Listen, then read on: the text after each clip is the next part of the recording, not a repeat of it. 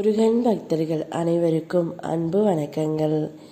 என் அன்பு குழந்தையே, உன் மாமாவை பற்றி ஒரு இன்ப செய்தி ஒன்று வந்திருக்கின்றது தங்கமே. நீண்ட நாட்களாக சரியாக பிரார்த்திக்க முடியவில்லை என்ற வருத்தத்தில் இருந்தாய். இன்று மனதார பிரார்த்தனை செய்து முடித்தாய். நீ என்னை விட்டு விலகி போவது போல் தெரிந்தாலும் நீ விலக முடியாத அளவிற்கு என் மீது ஆழ்ந்த பக்தி கொண்டு உள்ளாய் தங்கமே. உன்னுடைய வாழ்க்கையில் சில மாற்றங்கள் நிகழ உன்னை சுற்றி சில மாற்றங்கள் நடக்க வேண்டும். அது நிச்சயம் நடந்தே தீரும். இப்பொழுது உன் உயிரான உன் மாமா உன்னிடம் வர துடித்து கொண்டு இருக்கின்றார். அவர் தானாகவே வந்து உன்னிடம் ஒரு இன்ப செய்தியை கூறப் போகின்றார் தங்கமே. இனி வாழ்ந்தால் உன்னோடு தான் வாழ்வேன் என்ற ஒரு நல்ல முடிவை எடுத்துவிட்டுத்தான் அவர் வந்து கொண்டே இருக்கின்றார் தங்கமே.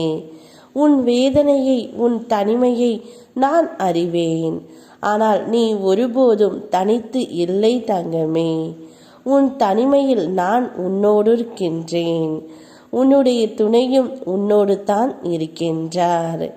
உன் நல்ல மனதால் தான் நீ அனைத்தையும் பொறுத்து கொண்டு செல்கின்றாய். ஆனால் அதை உணர வேண்டியவர் உணராதது போல் இருக்கின்றனர். உன் நல்ல மனதிற்கு நீ எதிர்பார்த்த நன்மைகள் நடக்கப் போகின்றது.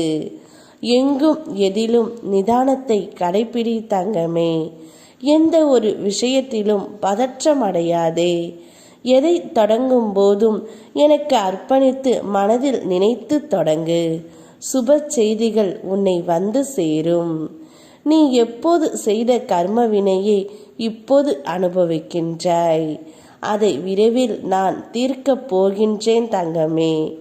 சில விஷயங்கள் நடக்க வேண்டிய நேரத்தில் சரியாக நான் நடத்தி தருவேன்.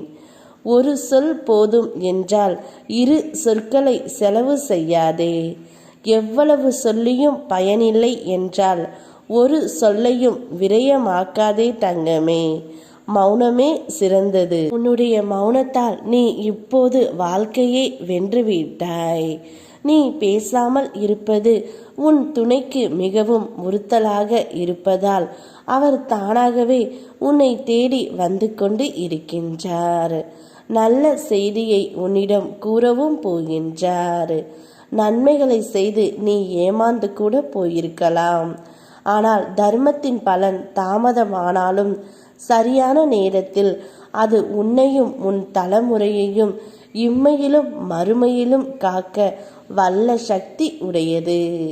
உன்னுடைய பொறுமைக்கு கிடைத்த பரிசு தான் உன்னுடைய துணை.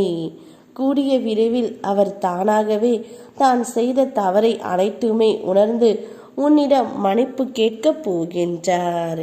அவரை மனதார ஏற்றுக்கொண்டு நிம்மதியான வாழ்க்கையை வாழ்த்தங்கமே. உன் வாழ்க்கைக்கு நானே பொறுப்பு. என் கையில் இருக்கும் வேல் உன்னை எப்போதும் காக்கும்.